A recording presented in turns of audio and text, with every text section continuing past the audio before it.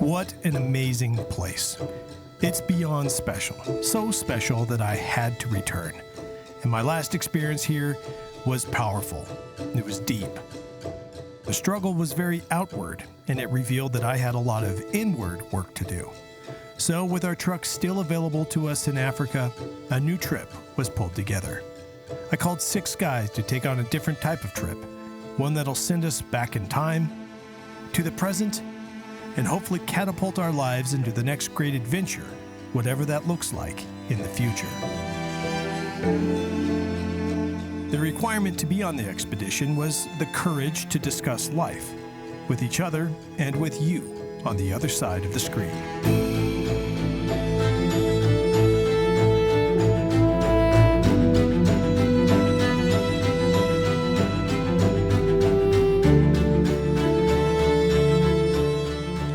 Here you go, sir.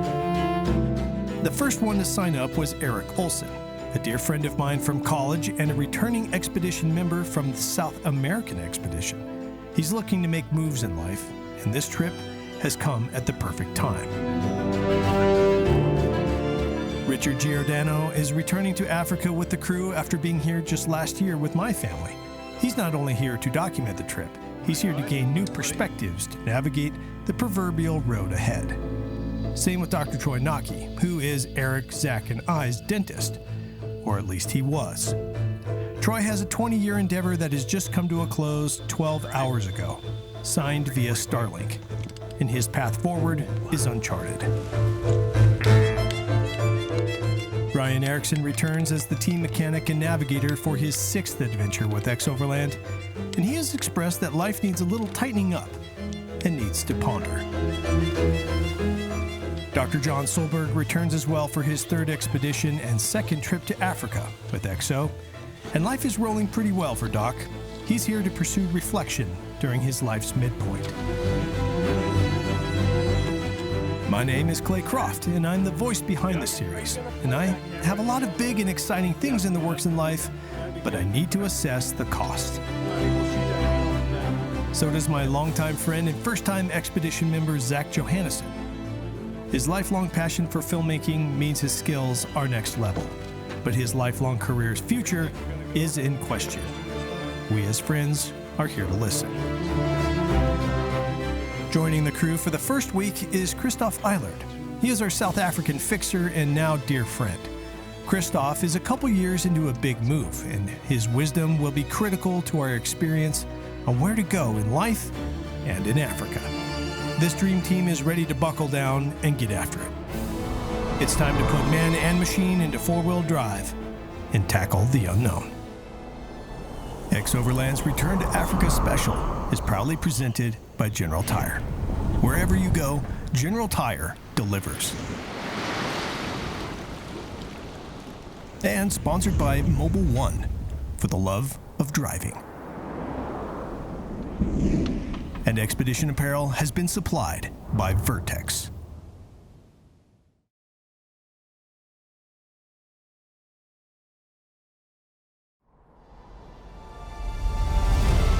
In Season 6 of XOVERLAND, we explored across southern Africa. We journeyed through the Okavango Delta in Botswana. We overcame the vast deserts of Namibia and discovered the incredible coast of South Africa. I left knowing there was more to see and do, much more. And I knew my time in southern Africa was unfinished. Upon getting home, a new vision and fresh crew took shape. The idea is to take 7 guys, load up our 3 trucks, and embark on an epic adventure to look at our lives in greater detail. So, I invited the guys up to the XOVERLAND Ranch to meet up. All of these guys know me, but they don't all know each other. So I thought it'd be great to talk about the trip and do some training as a team. Just in general, get to know each other. Richard is overlanding across Morocco and has sent his blessing for the rest of us to dive in. He will catch up with us in South Africa. Dude, I want to hear about the trip. We are working on this plan. Through discussion, our plans start with departure from Johannesburg, where our trucks are currently being repaired and upfitted from the last adventure. From Joburg, we'll venture north through Kruger National Park and side quest through a completely wild reserve called Makuya. From there, we plan to head south through Eswatini before traveling to the little-known and isolated country of Lesotho, where we'll encounter the cliff-edge roads cut through the highest mountains of southern Africa. This is true adventure. This is real stuff. There's people danger, there's animal danger, there's real logistic navigation hurdles, there's medical hurdles and challenges and dangers there. You know, malaria and encephalitis and chikungunya and dengue fever and things, so we've got to be sure we take precautions and treat our clothes, and we'll take our malaria prophylaxis and try to avoid the mosquitoes as best as we can. Everybody feel good about what we got going right now? Mm-hmm. Any major glaring questions? No? All right. Tomorrow we'll do our training, and then we'll see each other. The next time we all see each other, we'll be in Africa. Hey, class is in session. Yes, sir. I want to thank you all for being here today to have some discussions and exercises about something that's really important. I mean, we are about to go into an area of the world where we could be on our own and not really have much medical support, and you know, there's a chance that somebody could get injured or sick. And convoy rolling. All right, here we go. The most dangerous thing we'll do in Africa is drive. So getting a training session in on convoy driving is key, especially for some of our new crew members. When you are surrounded by people who are very competent in their discipline, sometimes it's easy to become a little bit complacent and stay in your own lane. But it's really important that we all are able to overlap a little bit so that if somebody gets sick or taken out of the equation, somebody else can step in. So we're going to practice the E7 maneuver. So what it is we have 3 cars, 3 trucks in convoy that needs to reverse order immediately. Prepare for an E7, execute. We're gonna go right, like this. Go to reverse, back up. And now P3 is P1. P1, you are now calling the shots. I really care about this because if something happens to me, I mean, you guys will be caring for me, and I want everybody to be spot on.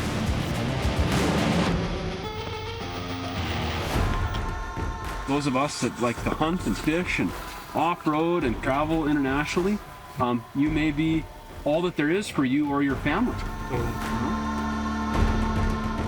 So, and I would let any of you take care of me.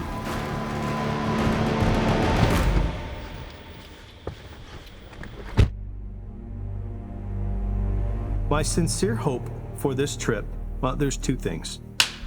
I have hopes for them, and that this period of time will help set trajectories for the rest of their life. But I also have a selfish reason. I want the same thing. And it's just this is a new mix of guys, and we're all kind of at the same period in our life, and you know, trying to figure out what's next, and I'm looking forward to some of the conversations in the truck and around the campfire.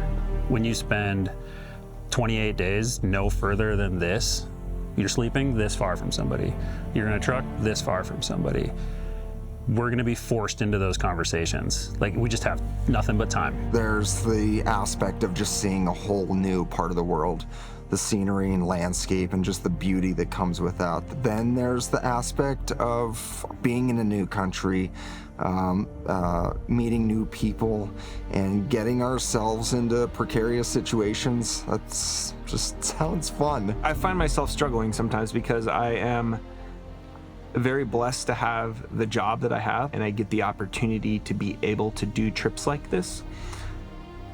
But I also have to leave my family, and I really like sharing this kind of thing with them, so that can be a little bit of a challenge. I've been an ER doctor for 15 years. I teach at the university. I've been teaching some wilderness medicine classes and working for a law firm. Really enjoy writing, and I enjoy it all so much. I've taken on so much in the last couple of years that I've kind of run out of free time, and I just need to choose which of these paths am I going to go down. I can't keep doing them all even though I like them. So I'm gonna figure that out in Africa. Since I was 12, I've had to be the man of my house. Didn't have a dad growing up, and had a really hard childhood. And so I missed out on being adventurous. Went right into college, first one to get a degree. I went right into dental school, first one to become a doctor, own a business, and life caught up to me, and I've never had the chance to pursue something crazy.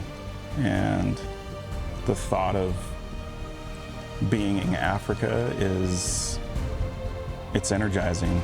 I've spent the last 15 years traveling the world, looking for the wildest places and the craziest experiences. And through all that, I've realized time and time again, the greatest mysteries and adventures are found when you look inward. To do so on this trip, we will need to navigate our past, triangulate our present positions, and hopefully chart a course for our futures. It all starts right now with our first night in Africa, just outside the border of Kruger National Park.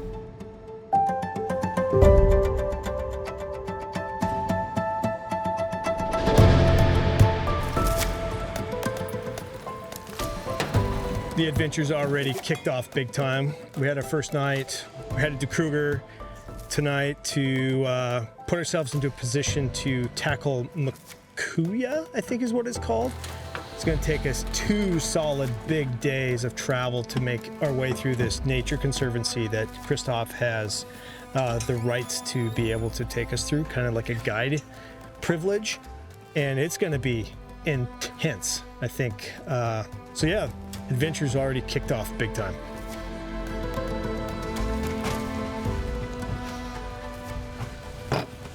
We're packing up. The trucks have been stored in Johannesburg for over 6 months, waiting for us to begin this trip, and the great team at Mega World 4x4 ensured that they were mission ready for this next leg. Simba's got you. Raven's up. Today, Christoff leads the way in a 2023 Toyota Hilux that is on loan from Alucab.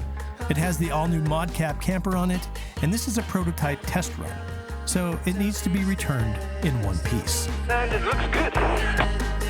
Next up is Orion, our 2022 Tundra. Ryan will be manning the passenger seat as navigator in this proven rig. It was pretty hard through there. I didn't have any wheel slip at all, so you should be good. Simba, our 2023 Sequoia, pulls our fuel trailer with the powerful iForce Max engine. And lastly, our 2020 Tacoma is our mobile production vehicle packed with entirely too much camera gear, as per usual. Yeah, you get this sandy bit where you have to put a bit of momentum, and then you've got to keep left. We're finally on our way, and with camp still in sight, we've got a problem. Whoa, he's spinning. It could be a Max Trucks. Question, Christoff. There's a little track to the left of that pokey bush. It looks a lot rockier there. I don't know if it makes sense, like right where Zach is standing. Reset here, and then I'm going to try the left line. Sorry, Alucab.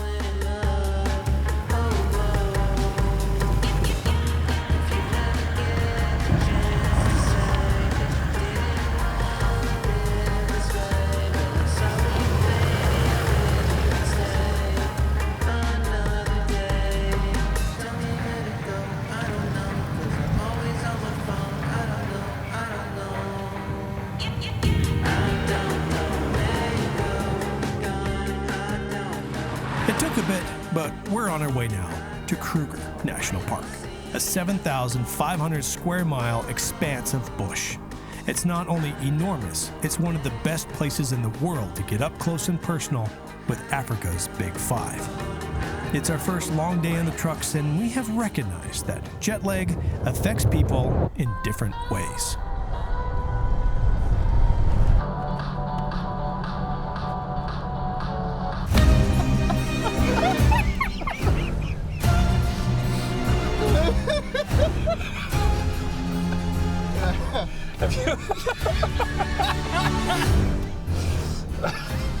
We're so childish, dude.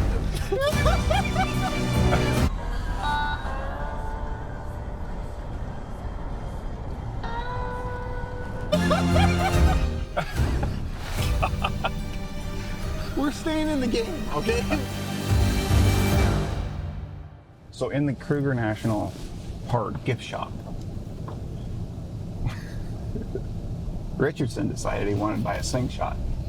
So he bought a slingshot. Dr. John decided he wanted to buy an apron. He bought an apron? I think he's got something planned. Okay. I decided to buy a For Kids What I See sticker. You paid money for that? I had borrowed money. 50 Rand. Borrowed? It's a Canadian way of saying it. Did you borrow it? Okay. I borrowed. Okay. Oh, yeah, you can hear him. Did you hear that? What? No. Oh. Dude, I just talked to that thing. Oh, here it comes. Heads up. Oh, snap. That is a weird sound. It was kind of weird. Dude, you scared him off. Of course.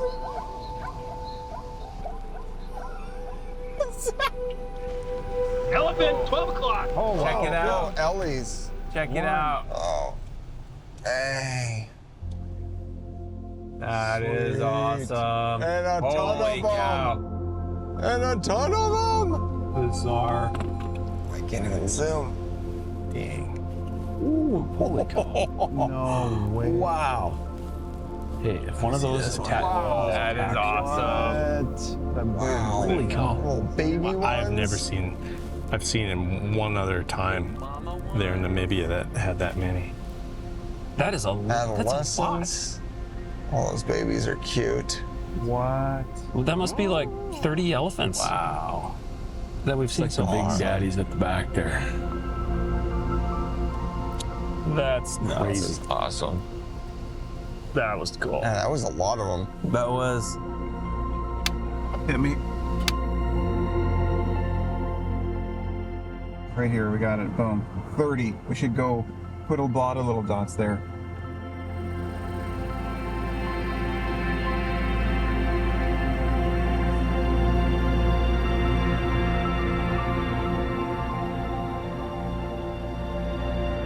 It only took 24 hours for Africa to leave us speechless. And we're ready to set up camp and get some food cooking. With the sun just behind the horizon, we have finally made it to Tensy Camp, a camp located directly in the middle of Kruger National Park. We're also glad to see that there's an 8-foot high electric fence running the perimeter.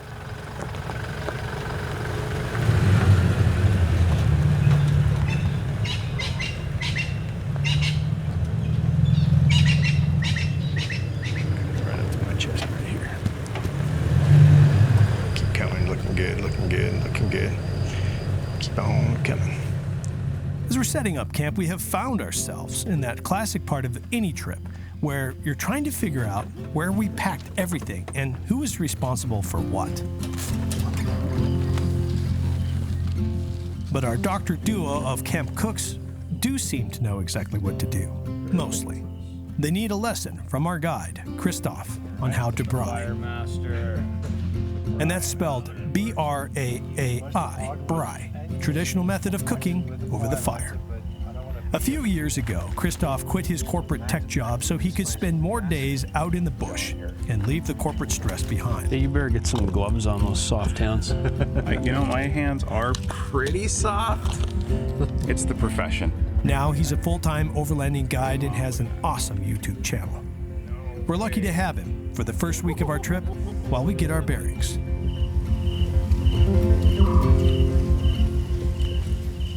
Feels really good to be moving again.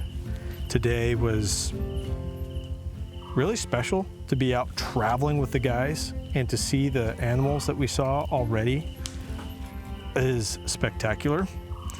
Yeah, it feels good to be back in Africa. When we left, we told to us that Africa gets in your blood, you're gonna wanna come back. And that's 100% true. So here we are, back. And it's just like, oh, it feels so good. So great day with the guys. Here, Brian, Couldn't be better. Who's Brian? I was like, that's Zach. That's what we just said. Rying. Who's Zach? Who's Brian? There's not a Brian here.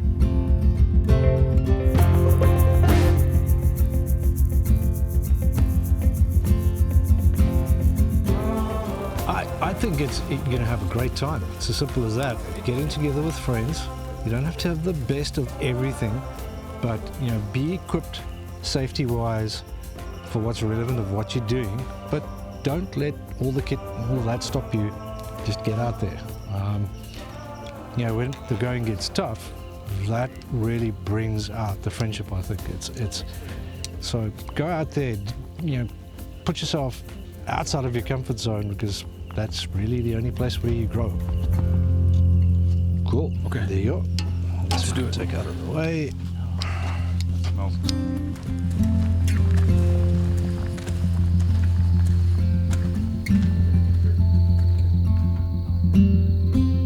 To those of you here the first time, welcome to Africa. And to those of you back, welcome back. Sorry, not sorry. Cheers. Sorry, not sorry. Cheers. Good to be back. Thank you. Welcome. I am descendant of Rolo, though, so I'm celebrating my barbarian there you go. heritage.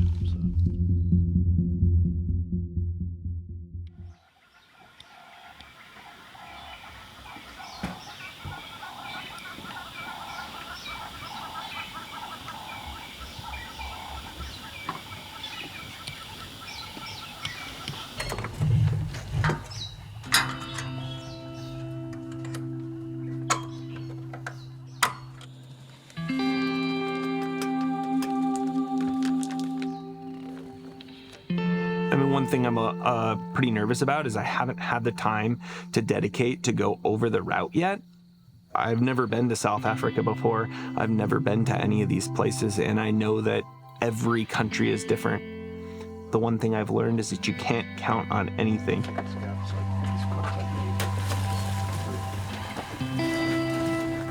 We're getting faster at camp already. Today was a low comms morning where you don't get to chat much and it slows you down. But the guys did great. It was fast. Was it in the Tundra, front back seat there? No, it was in back here. I don't think it'll survive today. Oh, yeah. Probably not. Ryan's up. Oh, Ryan's up. Sim's up. Rock and roll. All right, gentlemen, not a bad start for our first real morning. We did leave 20 minutes late, so we got some tightening up to do. No hard feelings or anything, it's just good. We'll get faster and faster every day. We have a big day ahead and have opted for an early start. We've got miles to cover and hopefully nothing gets in our way. Unless, of course, it's the things we're here to see. The last trip that we were on, we never encountered anything of this scale. Animals moving to this water hole. We had probably 100 Cape buffalo walk down to the water. There's even more right now. Then we got a bunch of zebras passing in front of us right here. Wildebeest mixed in, and it's happening right in front of us.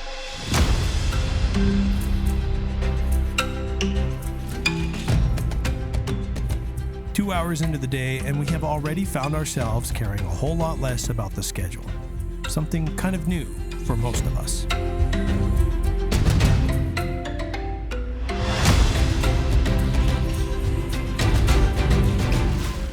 Dude, that's a friggin' monster.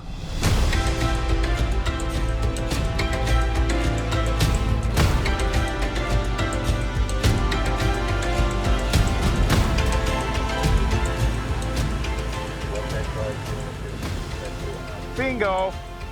Yeah, this is a pretty good day in life, guys. Pretty good day in life. And the chart is filling up quickly. Killing it! I wasn't expecting to see anything today, so. I know.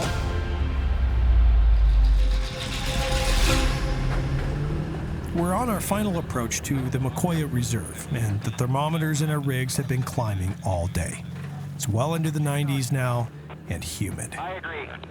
After some additional animal sightings and a couple of gas stations and a pile of paperwork, we have finally made it to the secret entrance to the Makuya Reserve. So this is the Makuya Nature Reserve boundary, and this is the Membe Gate.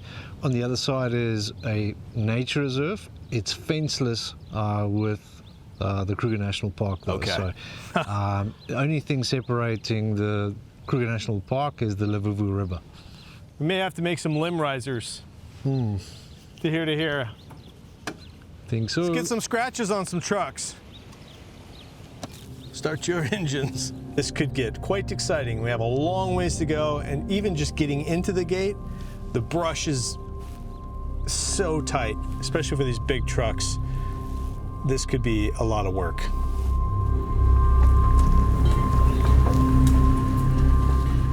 And because of Christoff's guide concession, we have all 40,000 acres to ourselves.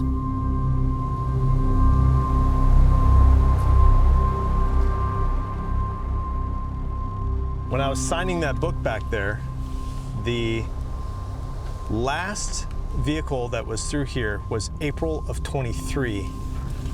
And right now it is April of 24. It's been a full year. Yeah. That's why it's so overgrown. Yeah. Do we have a chainsaw? I don't know. It feels amazing to be back on two-track. Christoff estimates that it will take 2 full days to travel the estimated 60 kilometers. And just a few hundred yards in, we all agree.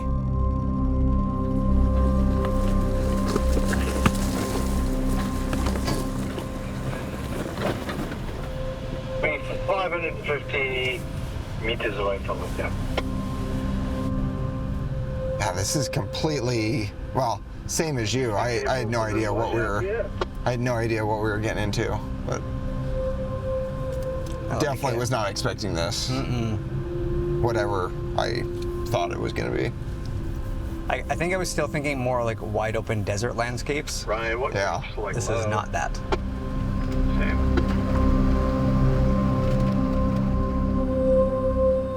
Initially cut for much narrower African vehicles, our wide American rigs are pushing the edges of the bushveld. Couple that with the fact that it's incredibly overgrown, and you find yourself pushing down brush on every corner, putting the CBI front bumpers to new uses.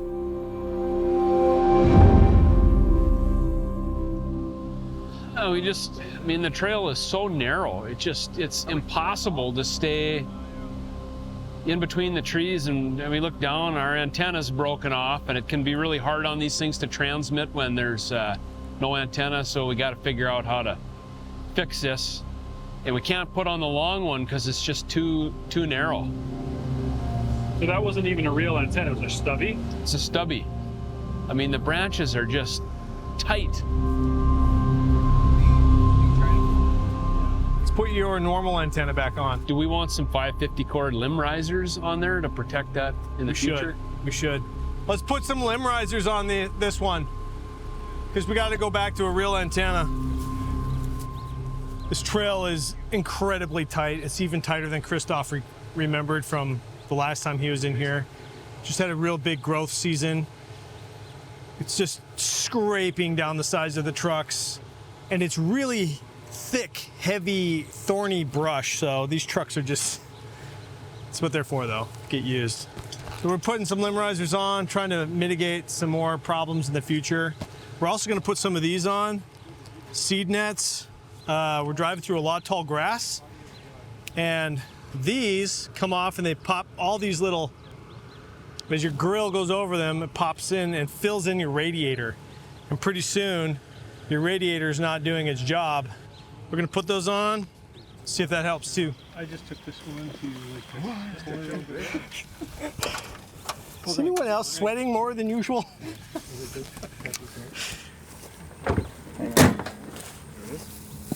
Cool. That'll help. I was on the Trans-America Trail with Richard, stopping at every coffee roaster between the East Coast and Montana. And I had to try avocado toast to see what all the rage was about. And I discovered it was overpriced. I don't want you dripping sweat on my tomato. My guy right here.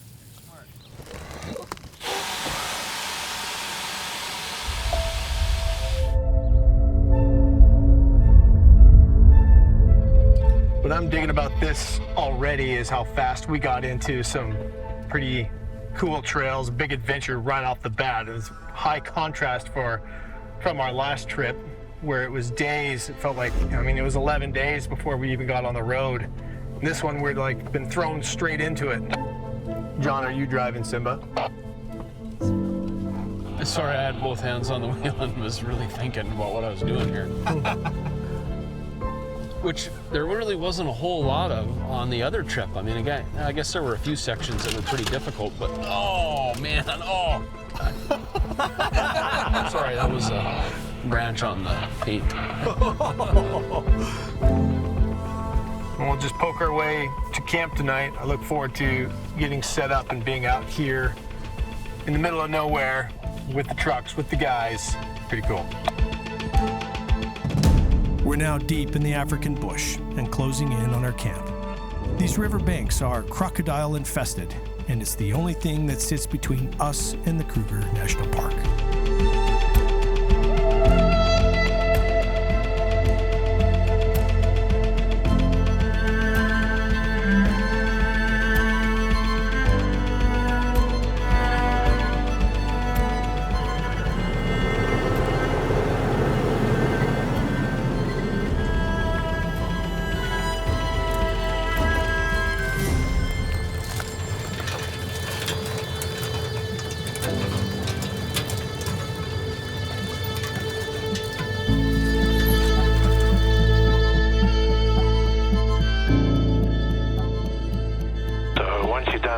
There's a little section here where it's also quite steep, but it then comes around a corner. The camp's right at the bottom here. We're 500 meters away from it, yeah. And this is camp, albeit a little overgrown at the moment. A truly special campsite. In fact, legendary may be the right word. It has been a mountain of work to get here, but it's already worth it. The guys are gelling, the trucks are thriving, and the sightings of Africa's beasts are stacking up.